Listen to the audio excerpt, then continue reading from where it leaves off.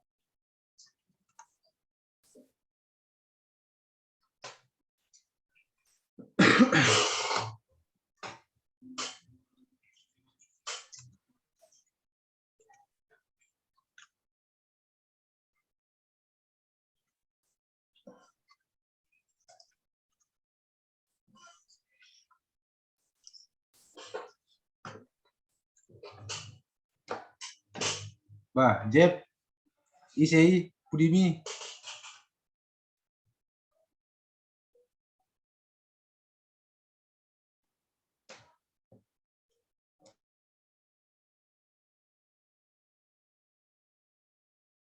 Sepupunya itu Bang.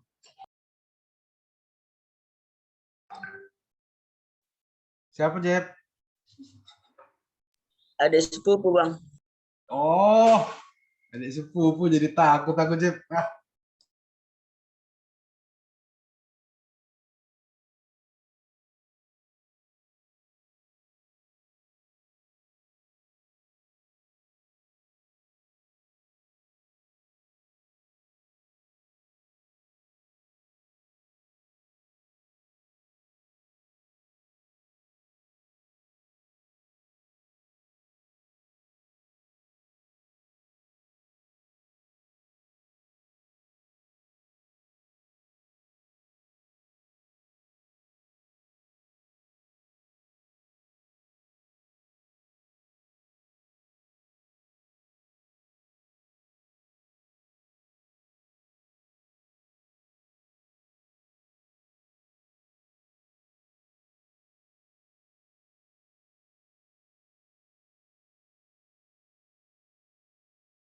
Muncul nggak share screen Ibu ya?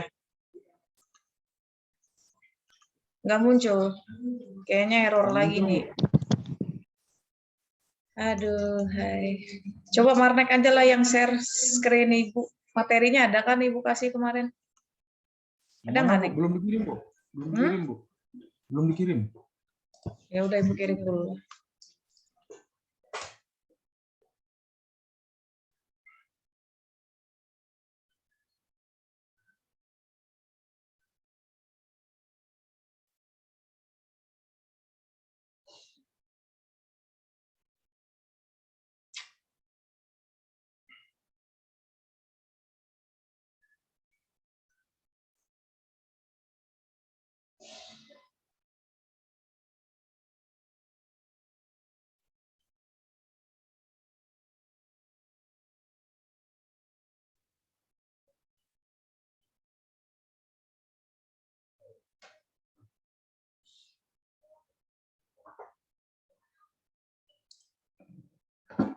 Jeb, sehat, Jeb.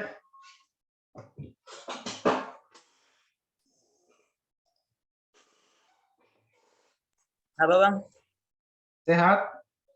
Sehatlah pulanya ya kan? Puji Iya. Tuhan sehat. Kenapa?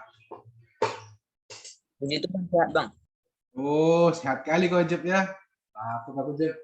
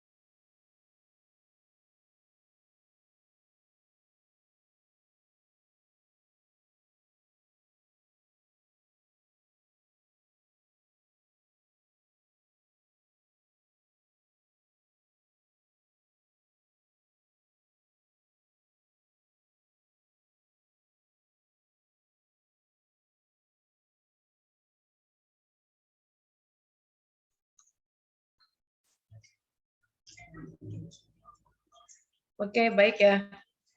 Kita mulai.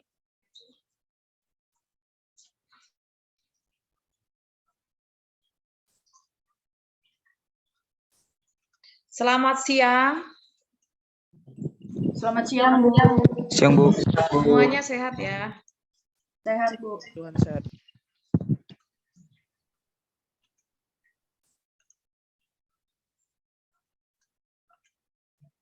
Oke.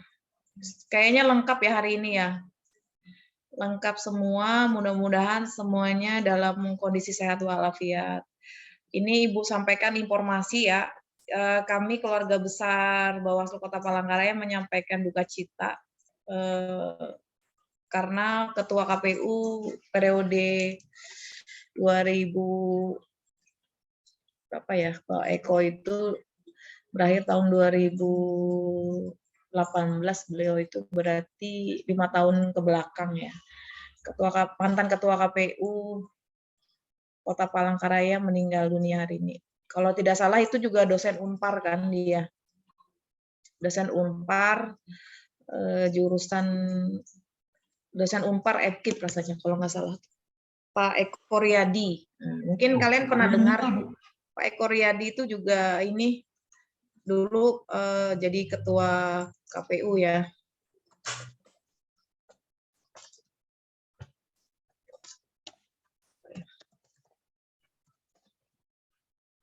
Baik, kita mulai saja. Mudah-mudahan kita semuanya dalam kondisi sehat. Ini kayaknya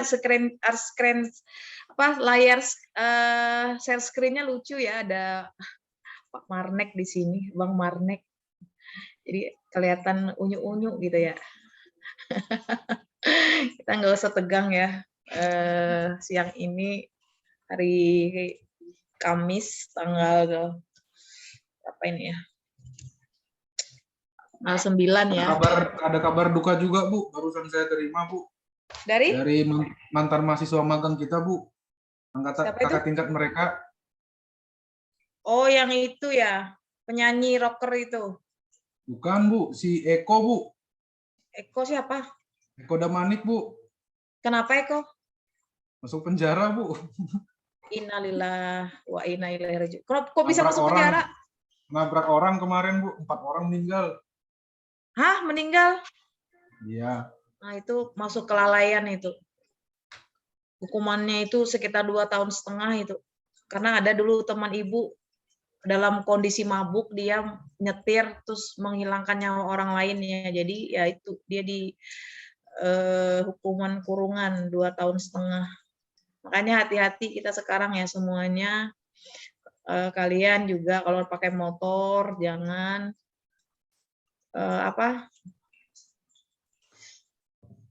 jangan ngebut. Ya kalau di jalan itu memang risikonya kita kalau nggak kalau nggak ditabrak kita yang nabrak. Biasanya kan begitu. Nah ini posisinya si Eko menabrak ya. Nabrak, Bu. Nabrak. Nabrak ya. Beliau, sama Eko juga ya samanya ya, namanya ya? Eko. Sama Eko juga. Oke, baik. Kita hari ini kembali ke laptop ya. Kembali kepada materi kita hari ini. Ini pertemuan yang keberapa ya? Kalau dengan Ibu baru kedua. Kalau secara keseluruhan kalian sudah berapa kali menerima materi? Bisa dibilang sudah 9 pertemuan, Bu. Sudah 9 pertemuan, Bu. Sudah 9 pertemuan ya dengan ini ya? Iya, Bu. Bagaimana rasanya kalian sudah 8 ya, kalau ini kan Ibu masih baru mulai.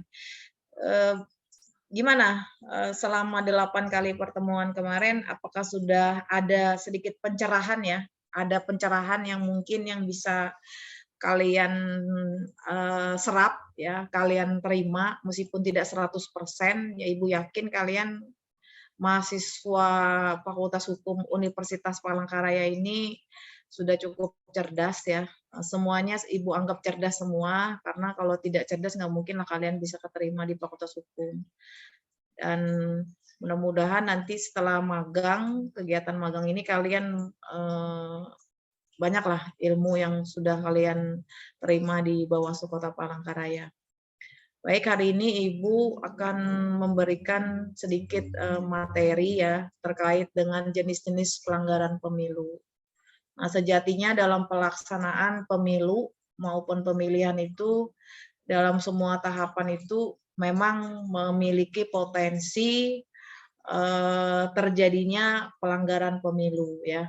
Semua tahapan baik dari persiapan, dari masa pendaftaran, kemudian pemutakhiran data pemilih, pendaftaran calon peserta pemilu, kemudian penetapan, setelah penetapan itu kampanye ya. Biasanya semua tahapan itu berpotensi terjadi pelanggaran pemilu. Next, lanjut ya, slide pertama. Nah, ini jenis-jenis pelanggaran pemilu yang harus kalian ketahui, yang harus kalian pahami, dan harus kalian kenali juga. Jadi di pemilu itu ada 4 ya jenis pelanggaran yang biasanya terjadi. Yang pertama adalah pelanggaran administrasi pemilu. Nah, biasanya apa pelanggaran administrasi pemilu itu? Nah, pelanggaran administrasi pemilu itu adalah pelanggaran terhadap tata cara, prosedur ya, kemudian mekanisme terkait dengan administrasi pelaksanaan pemilu dalam setiap tahapan penyelenggaraan pemilu. Nah, ini biasanya yang menjadi terlapor dalam jenis pelanggaran ini adalah KPU sebagai pelaksana teknis ya, sebagai pelaksana teknis penyelenggara pemilu. KPU rentan sekali berpotensi melakukan pelanggaran administrasi terhadap tata cara, prosedur, dan mekanisme. Selain KPU juga peserta pemilu ya, peserta pemilu juga rentan cenderung dan berpotensi melanggar jenis pelanggaran administrasi ini. Contohnya apa? Yang pertama contohnya misalkan secara administrasi mereka sudah ditentukan untuk melaksanakan pemasangan alat peraga kampanye, biasanya pada saat tahapan kampanye ya. Pada saat tahapan kampanye itu biasanya mereka memasang spanduk, baliho, umbul-umbul ya, alat peraga kampanye itu di tempat yang sudah ditentukan KPU. Tetapi pada kenyataannya biasanya mereka itu memasang alat peraga kampanye itu di tempat yang di luar ketentuan. Nah, ini termasuk ke dalam jenis pelanggaran administrasi pemilu. Kemudian jenis pelanggaran yang kedua adalah pelanggaran pidana ya. Pelanggaran pidana ini adalah pelanggaran yang terjadi atas kejahatan terhadap ketentuan pemilu sebagaimana diatur oleh Undang-Undang Pemilu. Nah, apa saja ketentuan atau kejahatan terhadap Undang-Undang Pemilu ini kalian bisa buka ya. Apa saja yang bisa berpotensi melanggar tindak pidana pemilu ya. Pelanggaran pemilu itu apa saja ada di Undang-Undang 7 tahun 2017. Itu di penjelasan Undang-Undang 7 itu banyak sekali di lampirannya itu apa saja ya pelanggaran pidana atau kejahatan terhadap ketentuan Undang-Undang Pemilu. Kemudian jenis pelanggaran yang ketiga adalah pelanggaran kode etik. Pelanggaran kode etik ini adalah pelanggaran yang dilakukan oleh penyelenggara pemilu ya. Penyelenggara pemilu dalam hal ini adalah KPU, Bawaslu, dan DKPP. Biasanya yang melanggar itu kebanyakan dari kalangan penyelenggara di tingkat ini ya. Biasanya itu di tingkat kabupaten kota.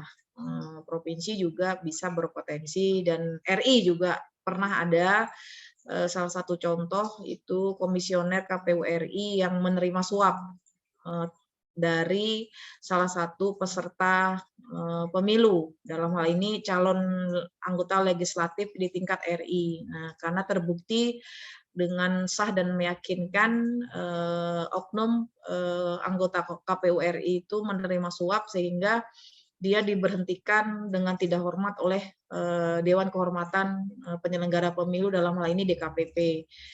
Penyelenggara pemilu ini berat ya, selain menerima hukuman kode etik, tindak pidananya juga tetap berjalan. Jadi double ya sanksi yang diterima oleh penyelenggara pemilu manakala dia terlibat atau dia terkena atau tersandung masalah kode etik yang terkait dengan pidana juga. Nah, karena rugi besar kalau misalkan penyelenggara sampai kesandung masalah pidana.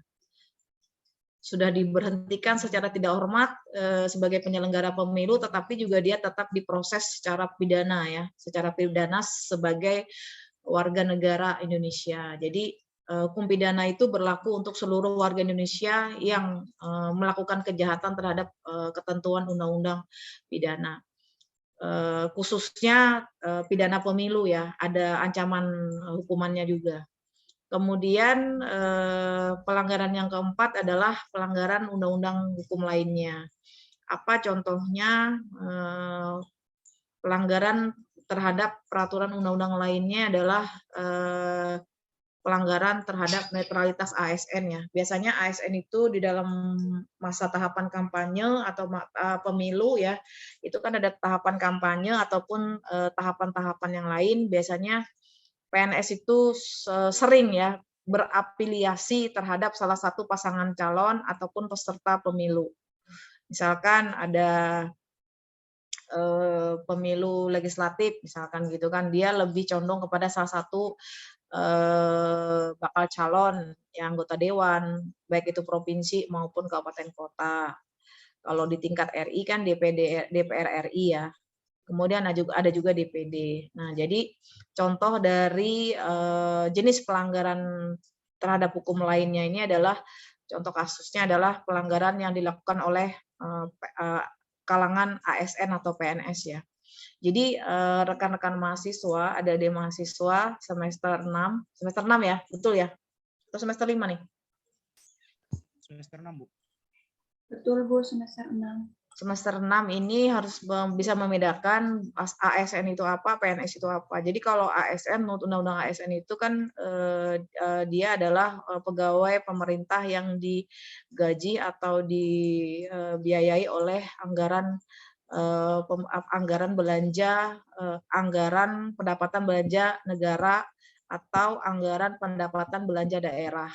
Ada pegawai pusat dan ada pegawai daerah. Jadi ASN itu sumber penggajiannya atau sumber honornya itu berasal dari APBN dan APBD. Nah, kalau PNS itu sudah pasti dia adalah ASN, tetapi ASN belum tentu PNS. Tetapi ASN dan PNS sama, ketika dia melakukan pelanggaran hukum lainnya, dia akan tetap dijerat dengan pelanggaran netralitas ASN ketika dia diduga berafiliasi ya terhadap salah satu pasangan calon. Nah, itu ya. Ini adalah jenis-jenis pelanggaran pemilu yang harus kalian kenali dengan baik, harus kalian pahami dengan baik ya. Dikenali, dipahami, jadi nanti akhirnya bisa dengan mudah ya kalian menjelaskan atau memahami jenis-jenis pelanggaran pemilu. Next. Slide selanjutnya. Nah ini penanganan, bagaimana cara penanganan pelanggaran jenis-jenis pelanggaran pemilu yang tadi yang Ibu sebutkan tadi. Nah tadi Ibu juga lupa ya menjelaskan bahwa selain ada jenis pelanggaran juga ada sengketa pemilu ya. Sengketa pemilu ini adalah sengketa proses pemilu ini kewenangannya masih di Bawaslu. Nah, untuk pelanggaran kode etik ini seperti Ibu sampaikan di slide yang pertama tadi, lembaga yang menanganinya adalah DKPP. DKPP ini adalah singkatan dari Dewan Kehormatan Penyelenggara Pemilu. Ada di tingkat pusat. Kalau di tingkat daerah namanya TPD, Tim Pemeriksa Daerah. Di setiap daerah itu ada di 34 provinsi tim pemeriksa daerah. Tim pemeriksa daerah ini juga ada di dalamnya KPU dan Bawaslu juga masuk ke dalam tim pemeriksa daerah, kemudian ditambah oleh unsur dari masyarakat dan akademisi, ya, unsur tokoh masyarakat dan akademisi juga yang bisa tergabung menjadi tim pemeriksa daerah perpanjangan tangan dari Dewan Kehormatan Penyelenggara Pemilu. Jadi ketika ada dugaan pelanggaran yang dilakukan oleh penyelenggara pemilu itu bisa dilaporkan kepada DKPP. Nah, sekarang DKPP membuka pengaduan secara online ya, jadi bisa masyarakat untuk melaporkan ketika mereka mengetahui ataupun menemukan salah satu penyelenggara pemilu yang dinilai tidak netral terhadap pelaksanaan tugasnya di lapangan, baik itu dia melaksanakan tugasnya, kewajiban maupun wewenangnya. Dia tidak adil terhadap salah satu peserta. Karena penyelenggara negara atau penyelenggara pemilu ini wajib bersikap adil dalam melaksanakan tugas-tugas sesuai dengan tugas, fungsi, dan kewenangannya. Kemudian untuk pelanggaran administrasi pemilu, ini lembaga yang menanganinya adalah Bawaslu ya. Bawaslu ini ada secara berjenjang dari tingkat RI, provinsi, dan kabupaten kota. Untuk saat ini yang masih permanen ya, sampai di tingkat kabupaten kota. Kemudian untuk tindak pidana pemilu, ini lembaga yang menanganinya adalah Sentra Gakumdu. Nah, sistem peradilan pidananya ini dilaksanakan oleh 3 instansi ya, dalam hal ini Bawaslu, polisi, kejaksaan, dan pengadilan yang tergabung dalam Sentra Gakumdu. Di dalamnya juga ada Bawaslu ya. Kemudian sengketa pemilu. Sengketa pemilu ini adalah sengketa yang berlangsung pada saat tahapan proses pemilu ya. Sengketa pemilu ini di dalam proses tahapan itu biasanya ada potensi-potensi sengketa yang dimohonkan kepada Bawaslu. Nanti ada penjelasan masalah sengketa secara khusus ya di materi Ibu selanjutnya. Nah, kemudian sengketa itu ada 2 ya, sengketa proses dan adanya sengketa proses pemilu dan sengketa proses hasil ya, sengketa hasil ya. Sengketa proses itu terjadi pada saat tahapan proses pemilu. Kemudian kalau sengketa hasil, sengketa hasil perselisihan hasil pemilu itu ditangani oleh Mahkamah Konstitusi. Nah, kemudian sebelum ke Mahkamah Konstitusi ini masih dalam proses tahapan pemilu ya, sengketa tata usaha negara pemilu ini ditangani Bawaslu dan PT UN.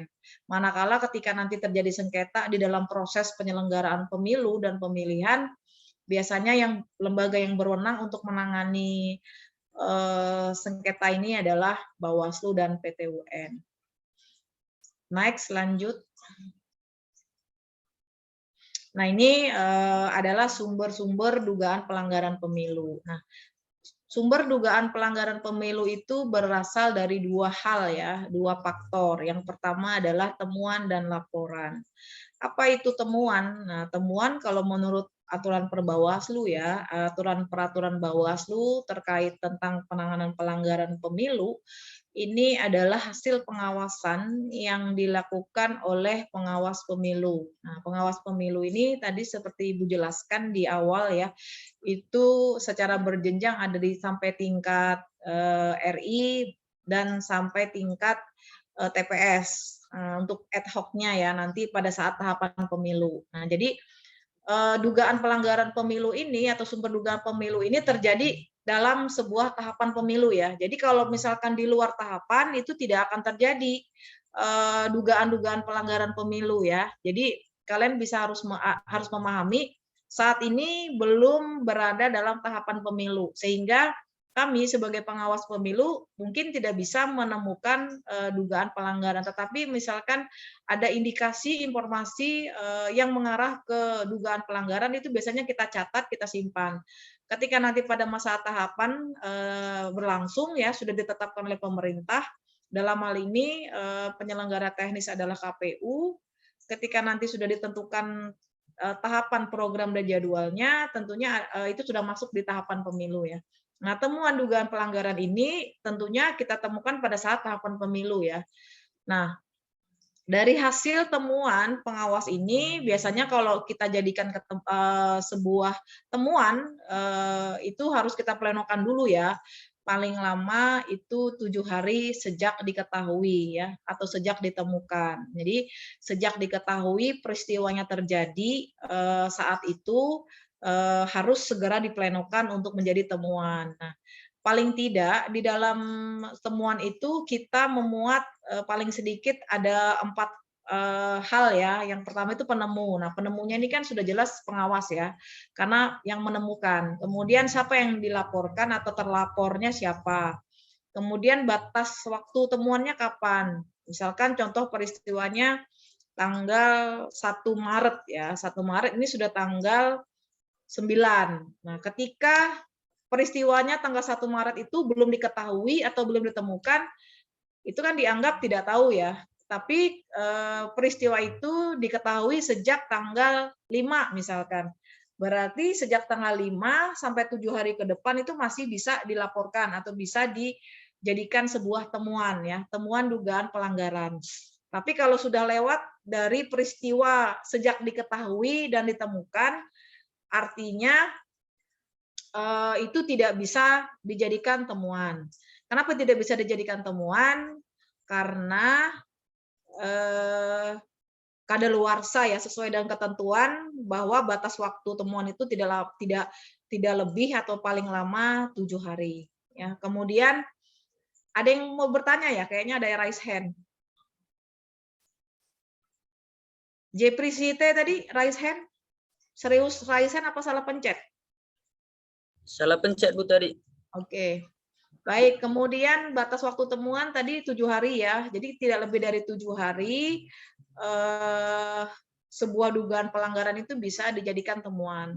Kemudian uraian peristiwa. Nah, ketika pengawas pemilu itu menemukan sebuah dugaan pelanggaran ya, pelanggaran pemilu, entah itu jenis pelanggarannya apa, nanti akan dikaji setelah ada pleno. Setelah pleno nanti ada kajian ya, kajian terhadap temuan yang dihasilkan oleh pengawas pemilu. Kemudian selain temuan ada laporan. Nah, ini kalau temuan ini kan dari pengawas sendiri yang menemukan, kemudian laporan. Nah, siapa yang bisa melapor? Nah, menurut ketentuan peraturan perundang-undangan ya, di peraturan Bawaslu sama waktunya juga tidak lebih dari 7 hari ya, sejak diketahui peristiwa pelapor bisa melengkapi apa-apa saja yang dijadikan syarat-syarat untuk melapor. Biasanya ada syarat formil dan material ya. Kalau melapor itu si pelapornya kita beri tanggung jawab untuk membuktikan laporannya itu betul-betul sesuai dengan fakta. Nah, syarat formil untuk bisa menjadi pelapor adalah mereka harus mencantumkan identitas pelapor. Siapa yang melaporkan? Misalkan contoh Edi ya, si Edi. Dia mencantumkan identitasnya, menyertakan KTP ya, identitasnya harus jelas. Kemudian identitas terlapor, siapa yang dilaporkan, karena kita tidak tahu ya identitas jelasnya, berarti kan kita hanya mencantumkan nama saja, nama yang dilaporkan dan siapa gitu kan. Kemudian batas penyampaiannya juga tidak lebih dari 7 hari. Dan kita lihat juga secara formil ada kesesuaian tanda tangan dari si pelapor. Nah, ini syarat formilnya ya, atau syarat formal yang harus dipenuhi ketika pelapor itu memberikan laporan atau menyampaikan laporannya kepada pengawas pemilu. Kemudian setelah ada syarat formil juga ada syarat material ya, yang harus dipenuhi oleh si pelapor. Apa saja syarat materialnya? Yang pertama adalah uraian peristiwa. Jadi uraian peristiwa ini juga harus disampaikan pada saat melapor dan nanti harus mengisi form B1 ya. Kalau pelapor itu form B1, kalau penemu itu form B2 karena kita penemu. Kemudian setelah uraian peristiwa atau kejadian itu juga disebutkan di dalam syarat material itu waktunya kapan dan peristiwanya di mana tempatnya. Jadi waktunya itu juga harus jelas. Misalkan tanggal 5 bulan Maret 2022. Misalkan ini sudah tahapan pemilu ya. Nanti harus dijelaskan dengan detail di dalam form B1. Form B1 itu ada di peraturan Bawaslu terkait penanganan pelanggaran. Kemudian kita juga harus menyertakan saksi ya. Saksi juga harus kita sebutkan bahwa pada saat kita laporkan dugaan pelanggaran pemilu itu harus ada saksi yang kita bawa atau disertakan oleh si pelapor. Saksinya ada 2, misalkan gitu kan. Jadi harus disertakan nama saksinya ada berapa di situ, ada 2. Karena satu saksi itu bukan saksi menurut ketentuan hukum pidana ya, tetapi kalau hanya satu saksi itu berarti dia bukan saksi. Kemudian selain saksi ada alat bukti atau bukti ya. Bukti ini disertakan pada saat melapor ya. Ini syarat-syarat material yang harus dipenuhi pada saat melakukan laporan kepada pengawas pemilu terdekat. Baik, ini adalah sumber dugaan pelanggaran pemilu. Jadi ada dua ya, dari temuan dan laporan. Syaratnya apa saja, kalian bisa nanti bisa membaca lebih detail lagi di dalam Perbawaslu kita tentang pemilu ya, penanganan pelanggaran pemilu.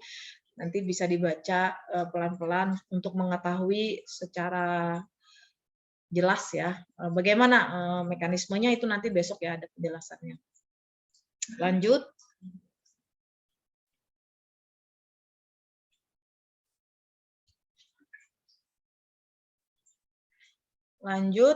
Kemudian ini ya.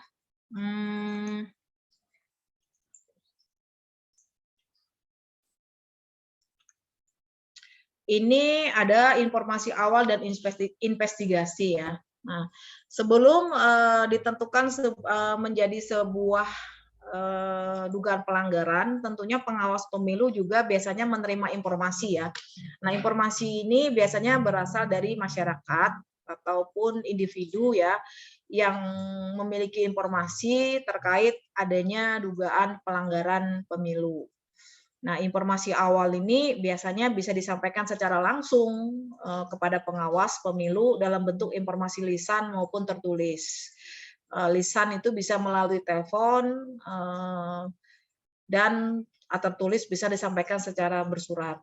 Kemudian informasi juga bisa dilakukan melalui telepon secara resmi ya.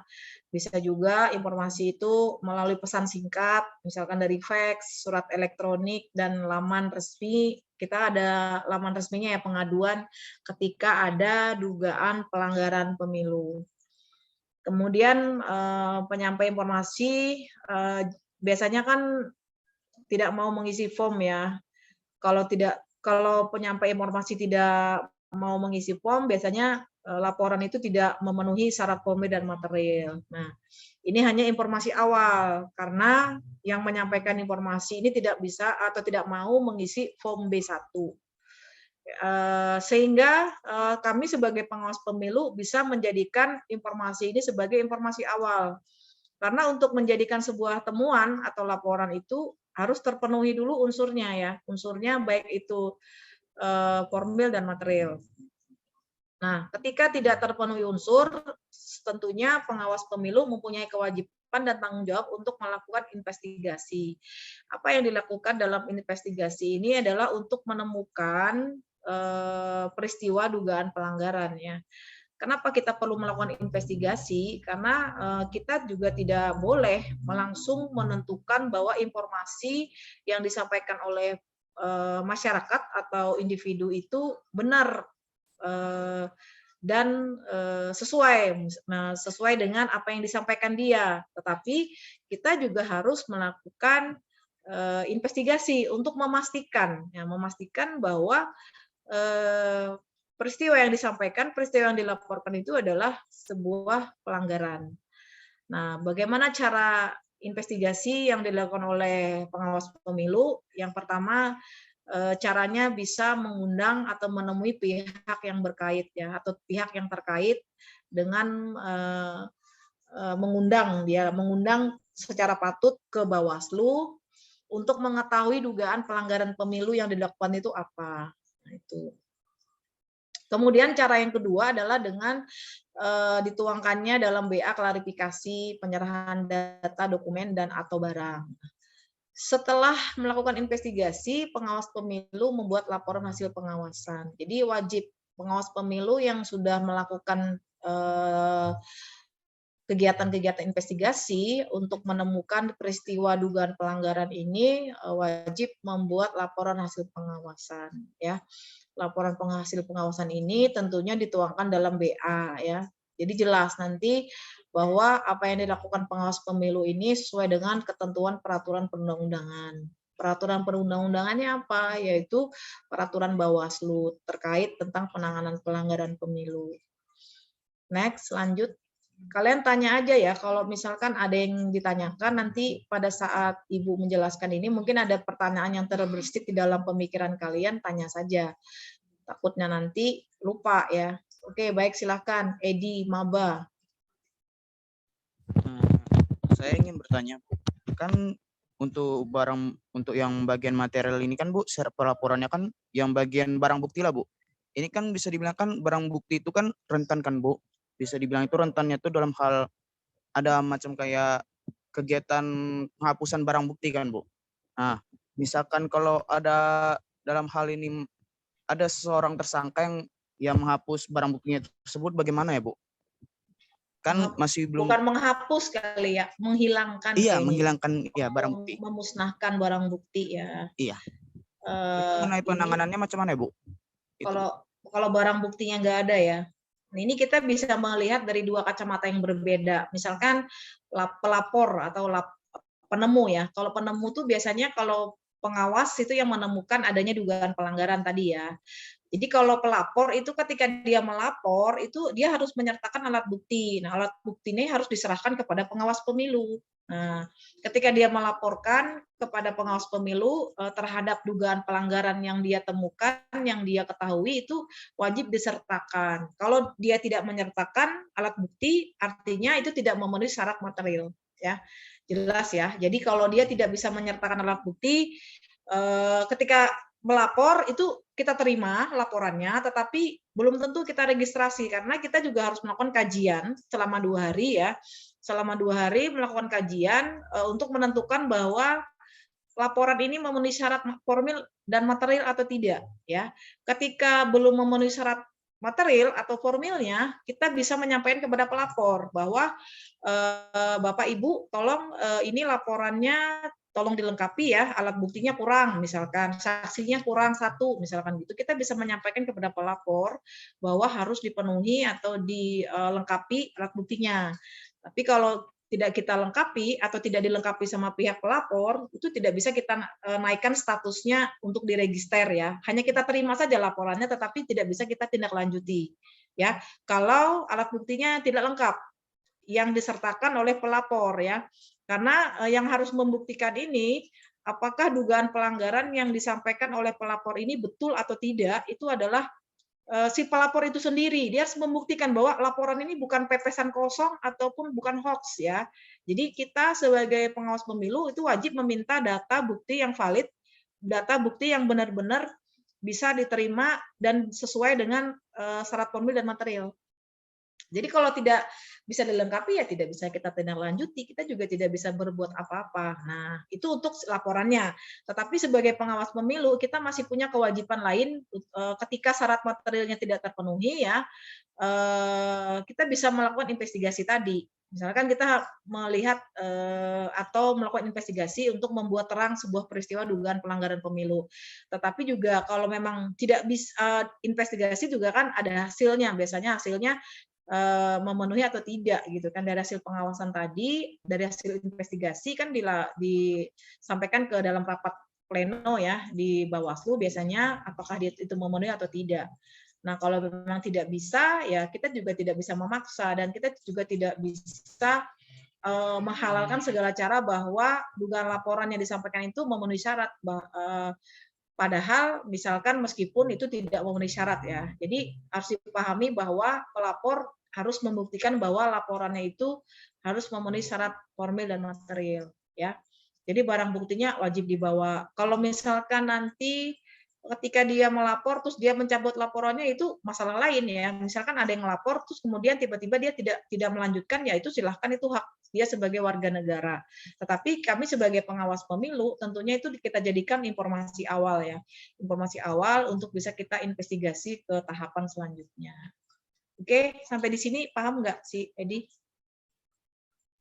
Siap, paham, Bu. Paham ya? Mungkin ada lagi yang mau bertanya sebelum Ibu jelaskan lebih lanjut terkait penanganan tindak pidana pemilu ya. Ini contoh salah satu bagan ataupun skema ya, bagaimana cara penanganan tindak pidana pemilu. berdasarkan Perbawaslu 31 tahun 2018 tentang Sentra Gakumdu. Nah, kalau Sentra Gakumdu ini di pemilu itu diatur Perbawaslu 31 ya tahun 2018. Belum ada perubahannya. Mungkin ada perubahannya ya, Nek. Kalau Ibu salah mungkin dikoreksi ya Perbawaslunya. Ini Perbawaslunya bisa berubah biasanya gitu kan, dinamis. Nah, kan. Nah, ini proses untuk penanganan pelanggaran itu tadi seperti Ibu sebutkan ya, Ibu jelaskan ketika laporan itu sudah masuk di dalam sebuah proses setelah dikaji ya oleh pengawas pemilu selama 2 hari, itu diproses dan diregistrasi. Kalau sudah diregistrasi artinya apa? Itu sudah memenuhi syarat formil dan material. Ya. Ketika sudah memenuhi syarat formil material, tindak pidana pemilu ini kita lakukan pembahasan pertama. Pembahasan pertama ini dilakukan paling lama 1 kali 24 jam sejak temuan ya atau laporan diregister untuk membahas substansi formil dan materialnya. Nah, kita bahas lagi. Misalkan di pembahasan pertama itu kita melibatkan teman-teman dari polisi dan kejaksaan. Mereka bisa memandang dari hasil temuan kita, Bawaslu memandang ini sudah memenuhi unsur formil dan material, tetapi belum tentu polisi dan jaksa ini memandang apa yang dilakukan Bawaslu ini apakah sudah memenuhi syarat formil material tindak pidana pemilu. Nah, ini kita lakukan pembahasan pertama. Nah, ketika ada kesepakatan di antara 3 unsur lembaga ini, kemudian kita lanjutkan menjadi proses klarifikasi penyelidikan. Nah, kegiatan klarifikasi penyelidikan ini dilakukan selama 14 hari kerja ya. Kemudian diplenokan menentukan apakah temuan ini bisa diteruskan atau dihentikan. Nah, kami sebagai Bawaslu, pengawas pemilu melaksanakan pleno untuk menentukan apakah di dalam saat pembahasan pertama ini sudah memenuhi unsur, kita plenokan dan dilanjutkan ke proses penyelidikan. Nah, setelah proses penyidikan, kita membuat kajian ya, kajian laporan hasil penyelidikan. Kemudian setelah penyelidikan, baru kita lakukan lagi pembahasan kedua. Pembahasan kedua ini dilakukan dalam waktu paling lama 14 hari. Sama kayak di proses awal ya, sejak pembahasan pertama itu waktunya sama. Dari ketika sudah ditentukan sebagai temuan, itu argonya berjalan 14 hari ya. 14 hari ya. Kemudian setelah itu, setelah pembahasan kedua, kita juga kembali melaksanakan pleno ya. Pleno ini kita bisa sampai ketika setelah dirapatkan atau melalui pleno bisa diteruskan kepada penyidik ya. Kita teruskan kepada penyidik untuk melakukan penyidikan. Nah, penyidikan ini berarti oknum ataupun terlapor tadi sudah berubah statusnya ya menjadi tersangka. Kalau pidana itu kalau sudah berada dalam posisi penyidikan berarti dia sudah menjadi tersangka ya. Kemudian ketika penyidikan polisi dalam hal ini yang tergabung dalam Sentra Gakumdu ini adalah sentra ini lupa Ibu nih. Apa Nek? Sentra Gakumdu Nek? Ibu lupa. Sentra Penegakan Hukum Terpadu, Bu. Nah, lupa Ibu. Ada di dalam ini aja. Sentra Gakumdu ini Sentra Penegakan Hukum Terpadu ya. Kemudian setelah penyidikan ini kita juga melakukan pembahasan ya, pembahasan 1 kali 24 jam untuk bisa kita teruskan kepada penyidik. Nah, setelah pembahasan ketiga, ini biasanya penyidik ini bisa menentukan apakah dari hasil penyidikan mereka ini kasusnya bisa dilimpahkan atau tidak. Nah, kalau misalkan hasilnya nih dari hasil penyidikan polisi itu bisa dilimpahkan, artinya langsung dilimpahkan kepada jaksa. Nah, kalau tidak bisa dilimpahkan, artinya dalam proses penyidikan di kepolisian itu bisa dihentikan. Kalau menurut hasil penyidikan kepolisian itu tidak memenuhi unsur. Nah, itu kalau menurut penyidikan ya. biasanya sih memang sering kita terkendala di sini ya, kadang tidak bisa sampai ke proses selanjutnya. Kemudian setelah ini kita anggap saja ini sampai ke penyidikan ya, tidak dihentikan. Kemudian setelah itu kita limpahkan kepada jaksa penuntut umum atau jaksa penuntut untuk melanjutkan proses penuntutan terhadap tersangka tadi menjadi terdakwa. Setelah diproses di kejaksaan oleh jaksa sentra Gakumdu, itu kemudian dilimpahkan ke pengadilan negeri. Nah, setelah di pengadilan negeri, kita menunggu putusan dari pengadilan negeri ya. Setelah putusan pengadilan negeri, biasanya kita melakukan pembahasan keempat. Pembahasan keempat ini dilakukan paling lama 1 kali 24 jam setelah putusan pengadilan dibacakan, menentukan sikap terhadap putusan apakah melakukan upaya hukum atau dieksekusi. Nah, ini kan jadi misalkan pengadilan menjatuhkan hukuman 2 kali 12 bulan misalkan gitu terhadap terdakwa menjadi terpidana. Nah, berarti kalau misalkan Bawaslu, kepolisian dan kejaksaan ini rapat lagi kan mereka di sentra Gakumdu.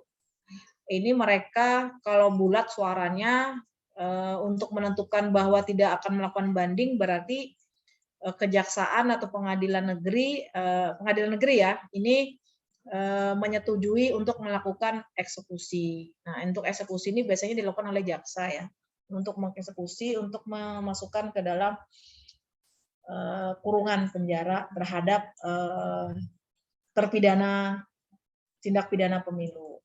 Sampai di sini ada yang mau ditanyakan?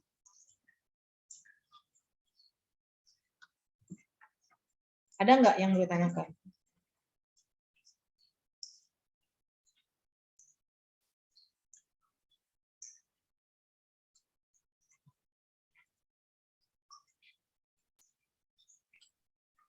Izin Bu, Ya, silahkan. bertanya Bu. Tadi kan seperti yang Ibu sampaikan, tadi ada pelanggaran administrasi kan Bu. Yang saya tanyakan itu adalah apabila ada pelanggaran administrasi di pemilu, bagaimana cara pihak Bawaslu untuk menyelesaikannya? Terima kasih. Biasanya kalau ada pelanggaran administrasi itu biasanya kan kita dari hasil tadi kan ada 2 pintu masuk ya, 2 pintu masuk untuk menangani sebuah pelanggaran. Misalkan dari hasil pengawasan itu kita bisa menemukan adanya temuan pelanggaran. Contoh misalkan pelanggaran administrasi ya. Nah, pelanggaran administrasi ini kan proses ataupun pelaksanaan penanganan pelanggarannya itu tentunya juga kita harus melakukan klarifikasi ya, pemanggilan terhadap siapa yang diduga melakukan pelanggaran administrasi itu, misalkan peserta pemilu ataupun KPU. Nah, kalau misalkan KPU yang melakukan pelanggaran terhadap tata cara, prosedur dan mekanisme proses tahapan pemilu, berarti kita undang KPU-nya ke Bawaslu untuk kita klarifikasi.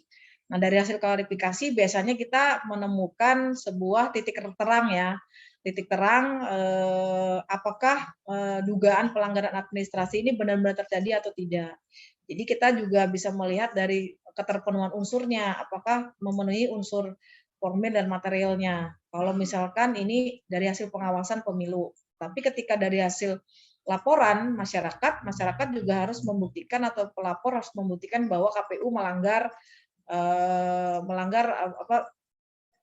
diduga melakukan pelanggaran administrasi. Nah, itu juga harus melihat kita lihat juga keterpenuhan unsurnya. Biasanya kalau dugaan pelanggaran administrasi ini setelah kita proses, ketika salah satu peserta pemilu melakukan pelanggaran administrasi, kita sanksinya itu biasanya hanya dalam bidang administrasi ya. Misalkan ini untuk di masa kampanye, misalkan pemasangan APK itu tidak sesuai dengan prosedur, biasanya diperintahkan, direkomendasikan kepada KPU, Bawaslu memerintahkan KPU untuk memberikan instruksi kepada partai politik atau peserta pemilu untuk menurunkan baliho, spanduk, umbul-umbulnya sesuai dengan tempat yang ditentukan. Nah itu, jadi contoh itu penanganannya dalam jenis tindak pidana dalam jenis dugaan pelanggaran administrasi ya. Administrasi ini lumayan agak gampang dibandingkan kita memproses tindak pidana yang lainnya atau jenis pelanggaran hukum lainnya ya gitu kan. Jadi memang administrasi ini hukumannya hanya di bidang administrasi saja gitu kan. Jadi tidak ada hukuman pidananya, namanya juga administrasi. Jadi kalau sudah berhubungan administrasi ini biasanya terkait dengan tata cara, prosedur dan mekanisme. Beda ketika pelanggaran administrasi TSM ya. Nah, TSM ini adalah erat kaitannya juga dengan pelanggaran yang menyangkut dengan tata cara, prosedur dan mekanisme. Di dalamnya juga ada tindak pidana, kemudian juga ada pelanggaran lainnya, itu lengkap ya, terstruktur dan masif. Itu biasanya bisa untuk menggagalkan salah satu pasangan calon misalkan atau salah satu peserta pemilu misalkan gitu kan. Tetapi itu prosesnya sangat panjang ya, itu melalui sidang. Kalau tindak pidana, kalau pelanggaran administrasi biasa itu hanya rekomendasinya ke KPU ya. Tapi kalau pelanggaran administrasi TSM itu kita lakukan sidang biasanya, sidang administrasi TSM. Nah itu, jadi kita belum pernah ya melakukan dan karena kita juga tidak punya wewenang untuk melakukan sidang TSM. Nah, yang memiliki wewenang untuk melakukan sidang pelanggaran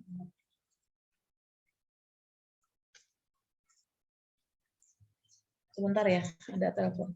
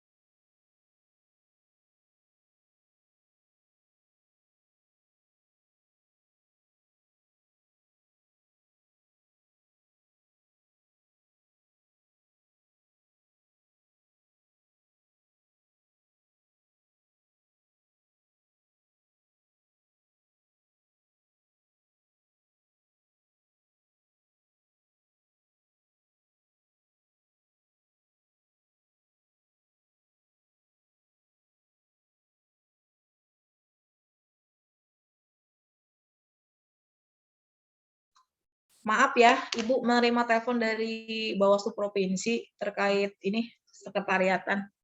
Ibu lanjutkan ya terkait pelanggaran administrasi tadi ya ada 2 ya, tapi tidak Ibu jelaskan sih tadi di awal. Ibu hanya menjelaskan jenis pelanggaran administrasi biasa saja.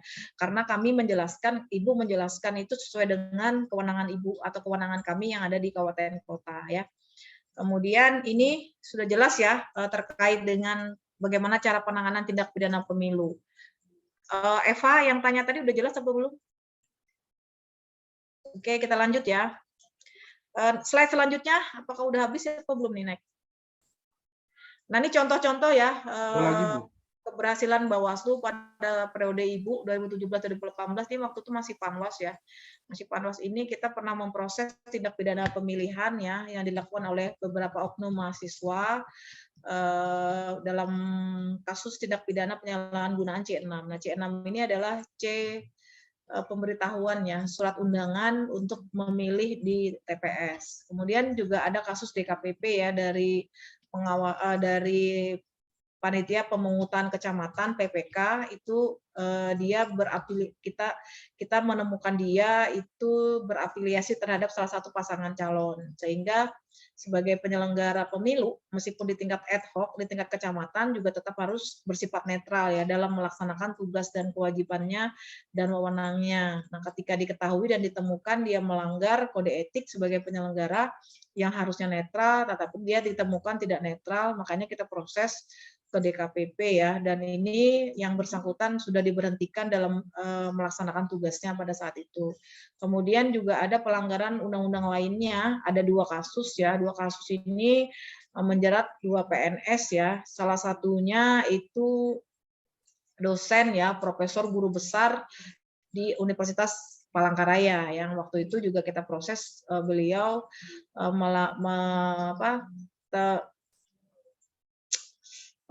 terduga ataupun melanggar netralitas ASN. Nah, beliau ini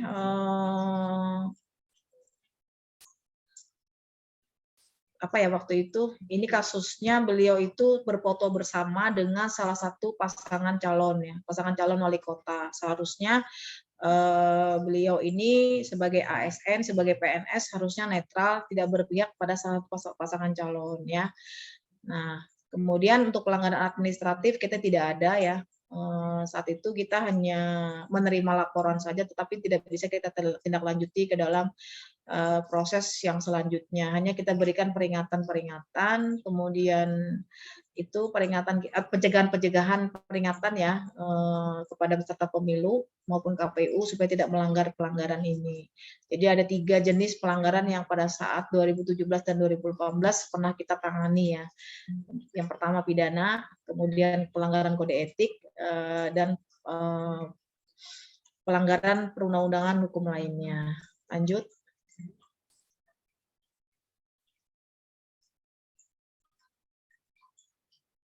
Nah, ini untuk di tahun 2019-2020, waktu itu pemilu ya, kita juga menangani pelanggaran terhadap netralitas ASN. Ada 2 kasus juga yang kita temukan terhadap PNS atau ASN yang melanggar netralitas ya.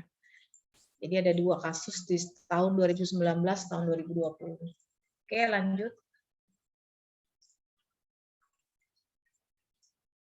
Nah, ini contoh-contoh dokumentasi kita pada saat melakukan klarifikasi ya, mengundang pihak-pihak yang diduga melakukan pelanggaran.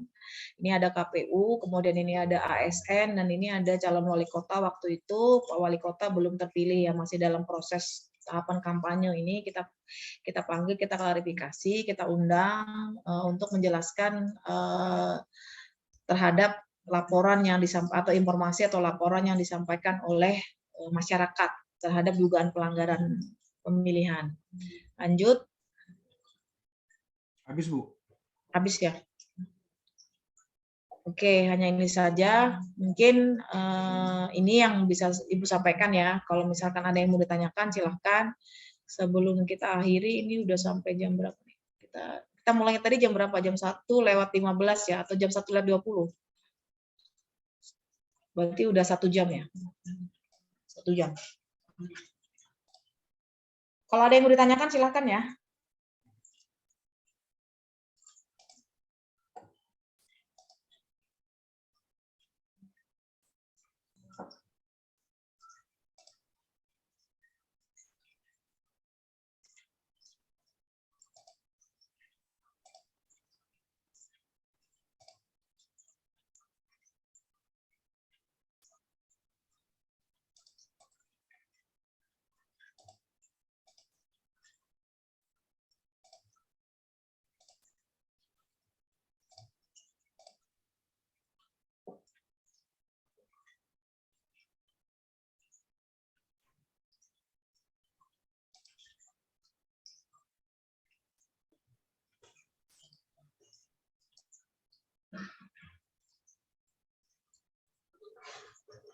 Ada yang mau ditanyakan?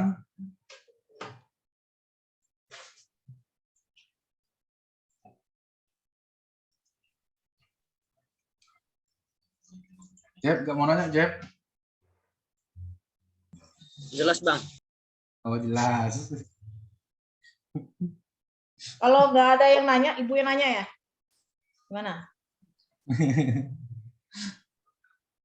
Ayo.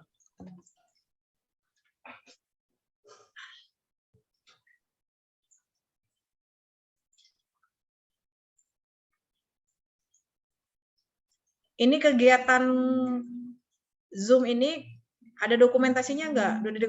Udah didokumentasikan apa belum? Udah ada tadi Bu di screenshot untuk keperluan absensi Bu. Oke, sudah ya. Berarti sudah di screenshot ya.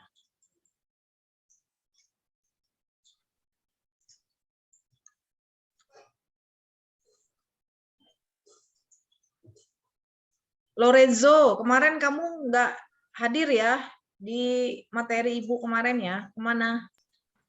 Iya Bu, ada kegiatan. Ada kegiatan. Apa hasil dari kegiatannya? Kegiatan pelantikan Bu, pengurus Hima. Oh, pengurus ya. Jauh ya? Pelantikannya kemana, ke Gumas? Di Aula Palangka. Oh, Aula Palangka. Pelantikannya lama atau sebentar itu? Lama Bu, karena dilanjutkan dengan seminar oleh Bupati Gunung Mas itu sendiri. Oh, Bupati Gunung Masnya ada hadir ya? Iya Bu, sama anggota DPRD-nya. Ya. Siapa lagi nih? Ada 1, 2, 3. Kita ini satu layar aja kan, sedikit orangnya ya. 9 orang, 3 perempuan, 4 laki-laki. Yarianto, ada yang mau ditanya? Kayaknya udah jelas apa masih bingung? Daripada ditanya lebih baik bertanya aja deh Bu. Oh, iya. Bagus. Mungkin sedikit agak melenceng ya Bu. Ini dari kemarin sih pertanyaan ini. Nah, pertanyaannya itu mengenai dugaan pelanggaran. Apabila pelanggaran ini kan misalkan dari 3 penyelenggara pemilu kan KPU, Bawaslu dan DKPP. Nah, rujukan untuk penyelesaian masalahnya kan ke DKPP semuanya rata-rata kan Bu. Nah, kalau memang di DKPP sendiri tidak bisa menyelesaikan permasalahannya, misalkan gitu loh, alternatif lainnya untuk penyelesaian masalah di pemilu itu di mana Bu selain DKPP? Ya, coba diulang lagi pertanyaannya, gimana tadi? Tempat penyelesaian masalah selain DKPP, kalau memang di DKPP sendiri tidak bisa menyelesaikan masalah di mana Bu? Ini permasalahan ini ya, kode etik ya mungkin ya? Segala bentuk apapun permasalahan Bu. Kamu harus ini dulu, kalau misalkan ini ya, ini kalau di DKPP itu untuk kayaknya soundmu yang ini ya. Sound siapa nih yang agak berisik nih? Sound Leronzo nih. Yaryanto. Nah, jadi kalau untuk DKPP ini kan tadi seperti Ibu jelaskan di awal, itu adalah lembaga yang berwenang menangani pelanggaran kode etik. Nah, pelanggaran kode etik ini adalah pelanggaran terhadap perilaku penyelenggara yang sudah diatur dalam kode etik penyelenggara itu sendiri ya. Jadi kalau pelanggaran di luar kode etik ya, di luar kode etik penyelenggara pemilu ya, DKPP tidak berwenang untuk melakukan penanganan pelanggaran terhadap kode etik. Nah, itu kan. Jadi harus jelas bahwa DKPP itu hanya berwenang menangani kasus perilaku kode etik saja. Jadi di luar kode etik penyelenggara pemilu, jadi yang diadili atau disidang oleh Dewan Kehormatan Pemilu ini adalah penyelenggara pemilu. Misalkan contoh ya, ada anggota KPU atau anggota Bawaslu yang tertangkap tangan diduga melakukan perilaku yang tidak sesuai dengan asas pemilu, misalkan tidak sesuai dengan kewajibannya, kewenangannya, dan tugasnya ya.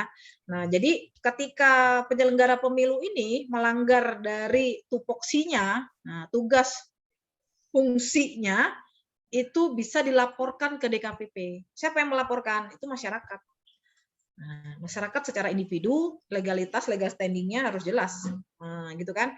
Dilaporkan, misalkan contoh nih, kalian melihat ada anggota KPU yang diduga melanggar kode etik, selalu dekat dengan anggota parpol, misalnya kemana-mana berdua, gitu kan. Kemudian selalu melaksanakan aktivitas bersama, misalkan itu kan dinilai tidak netral, itu mencederai rasa keadilan masyarakat atau keadilan penyelenggara dan peserta pemilu lainnya. Misalkan dia akrab dengan partai pisang, misalkan. Jadi partai rambutan pasti akan ngiri, gitu kan. Kalau misalkan KPU-nya terlalu condong ke partai pisang, misalkan gitu kan. Nah, rambutannya ngiri. Jadi akhirnya partai rambutan ini melaporkan penyelenggara pemilu dalam ini baik KPU maupun Bawaslu ke DKPP. Nah, itu. Jadi semua persoalan yang terkait dengan kode etik yang dilakukan oleh penyelenggara pemilu itu bisa dilaporkan ke DKPP. Nah, selain penyelenggara pemilu nggak bisa dilaporkan ke DKPP ya. Kalau masyarakat biasa peserta pemilu yang melanggar itu tidak bisa dilaporkan ke DKPP ya. Beda ranahnya ya. Jadi harus dipahami bahwa DKPP hanya memproses memproses semua perilaku jenis-jenis yang melanggar kode etik. Nah, kode etik itu diatur di dalam Undang-Undang Nomor 3 Tahun 2017 kalau nggak salah. Kalau salah Ibu tolong dikoreksi. Itu ada undang-undang terkait dengan kode etik penyelenggara pemilu. Di situ jelas nanti dilihat bahwa ada apa saja yang boleh, apa saja yang tidak boleh, apa saja yang melanggar kode etik sebagai penyelenggara pemilu. Nah, itu ya untuk DKPP. Nah, untuk kasus yang lain itu bisa dilaporkan misalkan ke Bawaslu ya. Dalam hal ini kalau misalnya tindak pidana pemilu itu penanganan pelanggarannya itu di Sentra Gakumdu, Sentra Penegakan Hukum Terpadu ya. Nah, Sentra Penegakan Hukum Terpadu ini di dalamnya ada polisi ya, kejaksaan dan Bawaslu. Ini kalau terkait dengan tindak pidana pemilu. Ya, jadi beda lembaganya masing-masing. Pelanggaran pemilu ini beda-beda ya. Kemudian jenis pelanggaran administrasi juga yang menangani tadi Bawaslu, itu kasusnya bisa hasil outputnya dari penanganan pelanggaran ini adalah rekomendasi ya. Kalau administrasi itu rekomendasi kepada KPU agar memerintahkan untuk melaksanakan hasil dari penanganan pelanggaran administrasi yang dilakukan oleh Bawaslu. Nah, ya kan biasanya begitu. Kemudian apalagi ya, pelanggaran netralitas ASN itu pelanggaran hukum lainnya. Bawaslu hanya berwenang untuk melakukan klarifikasi ya, melakukan pengawasan terhadap netralitas ASN, kemudian setelah dilakukan proses kajian klarifikasi, Bawaslu merekomendasikan dan ini output dari penanganan pelanggaran ini atau tindak lanjutnya adalah rekomendasi juga. Rekomendasinya kemana? Kepada Komisi Aparatur Sipil Negara yang ada di Jakarta. Karena di provinsi ini belum ada komisi ASN ya. Komisi ASN hanya ada di Jakarta. Sehingga ketika ada temuan terhadap netralitas ASN itu kami teruskan ke ASN pusat. Nah, makanya sanksinya tidak diberikan oleh Bawaslu tetapi diberikan oleh PPK. pejabat pemerintah yang berwenang ya. Nah, jadi Bawaslu hanya meneruskan rekomendasi kepada ke ASN. Untuk sanksinya, baik misalkan sanksinya, biasanya kalau ASN itu yang melanggar itu sanksinya penundaan pangkat, kemudian penurunan jabatan, kemudian penundaan gaji, dan lain-lain sebagainya itu diatur dalam peraturan hukum lainnya yang terkait dengan ASN. Ya, itu untuk pelanggaran administrasi. Oke, sampai di sini jelas ya tentang DKPP tadi. Itu bisa dibedakan bahwa DKPP hanya memproses penyelenggara pemilu saja, baik KPU dan Bawaslu. Kalau diduga melakukan pelanggaran terhadap tugas-tugas yang dilaksanakan selama tugasnya untuk penyelenggaraan pemilu dan pemilihan. Ya. Di luar pemilu dan pemilihan juga bisa, gitu kan? Kalau dipandang dia melanggar kode etik, nah, misalkan melakukan tindak asusila, misalkan melakukan menerima suap, kemudian dia berpihak, ataupun dia tidak netral, misalnya itu bisa dilaporkan kalau ada buktinya jelas ya, buktinya jelas dan bisa dibuktikan dalam persidangan DKPP, karena DKPP itu sidang juga gitu kan. Nanti pelapor yang melaporkan, misalkan kayak Yaryanto nanti melapor ke DKPP nih, melihat ada dugaan pelanggaran dilakukan oleh penyelenggara pemilu, itu bisa lapor ke DKPP. DKPP membuka laporan secara online ya, secara online untuk pengaduan masyarakat yang mengadukan terhadap tindak tanduk perilaku penyelenggara pemilu yang tidak sesuai dengan tupoksinya, ya itu ya. Udah cukup jelas ya, mudah-mudahan bisa dipahami ya. Bagaimana? Ada yang mau bertanya lagi? Novisa, Cesarina, ada yang mau ditanya? Desti. Ini kalian di kampung semua ya, atau masih di Palangkaraya? Di Palangkaraya, Bu. Palangkaraya ya. Sudah mulai masuk belum? Tapi kalian kan selama magang nggak ke kampus ya? Kecuali ada urusan administrasi. Iya, Bu. Iya. Iya, Bu. Kalau tidak ada yang ditanyakan, mungkin pertemuan Ibu akhiri lah sampai sore ini jam 2:35 ya, pukul 14:35. Mudah-mudahan apa yang Ibu sampaikan ini bisa menambah wawasan pengetahuan kalian terhadap kepemiluan ya, terutama jenis-jenis pelanggaran yang ada di pemilu ya. Kalian sudah tahu bahwa kalau misalkan nanti pada saat tahapan pemilu kalian melihat, mendengar atau mengetahui, bisa menjadi pelapor, gitu kan. Bisa melaporkan, bisa memberikan informasi kepada pengawas pemilu terdekat, gitu kan, bahwa oh di sini ada Bu, Pak, ada dugaan pelanggaran, bisa disampaikan kepada pengawas pemilu terdekat. Baik, itu yang bisa Ibu sampaikan. Terima kasih atas perhatiannya. Mohon maaf apabila ada kekurangan, kesalahan dari apa yang Ibu sampaikan.